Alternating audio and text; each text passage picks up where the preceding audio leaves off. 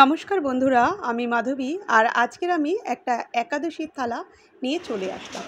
তো একাদশীর দিন আমি যেটা আহার করি সেটাই আমি আপনাদের সঙ্গে শেয়ার করলাম।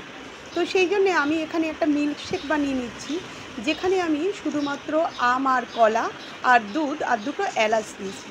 আমি কিন্তু যেদিন একাদশী করি সেদিন কিন্তু চিনির ব্যবহার কিংবা অন্য কোনো রকম কিছু আটার ব্যবহার এগুলো আমি করি না। শুধুমাত্র এটা দুধ দিয়েই এই মিল্কশেকটা আর সামান্য দুটো এলাচ দিয়েই একটা মিল্কশেক করে নিচ্ছি।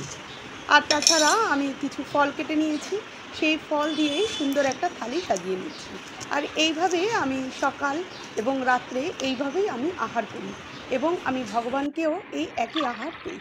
তো কেমন লাগলো আমার এই একাদশীর থালিটা আপনারা অবশ্যই জানাবেন। আর যদি ভালো লাগে তাহলে আমার পাশে থেকে আমাকে উৎসাহিত করবেন। সম্পূর্ণ ভিডিওটা দেখার জন্যে আপনাদেরকে জানাই ধন্যবাদ।